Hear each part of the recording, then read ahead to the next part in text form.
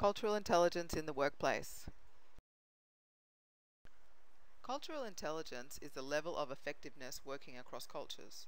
Through cultural intelligence, we are able to connect with others, we can understand one another, and with knowledge observe what motivates others to believe, act, and behave in a certain way. DeLong, 1997. Silberstein and London support this theory. They say through decoding actions that drive others, we are able to construct culturally fitting responses. In order to understand cultural intelligence, one must first comprehend how cultural intelligence is constructed.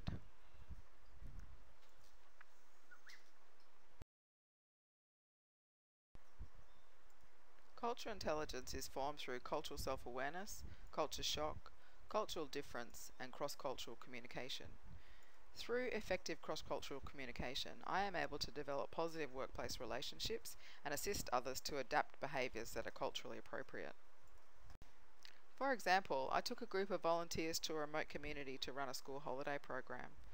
I used my cultural intelligence to prepare the volunteers for the culture shock they are about to experience. I provided some cultural awareness training, as it wasn't mandated by the organisation. In doing so, I ensured volunteers had an understanding of the differences that separate Indigenous culture from Western culture. I showed them various resources of how community people live, what they eat, and how they act around others. I also provided examples from my own upbringing that would assist them to communicate effectively whilst on the program. Brislin et al. 2006 supports my actions. They say that if we know what is considered intelligent everyday behaviours in other cultures and its correlation with our own, we have greater understanding of what we must do to adjust our behaviour effectively when immersed in another culture. In this context of taking people out of Western culture and into an Indigenous community could prove uncertain.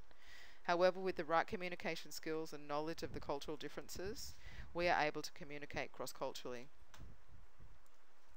Cross-cultural communication is the most important element of cultural intelligence. In the workplace, I use various strategies to communicate.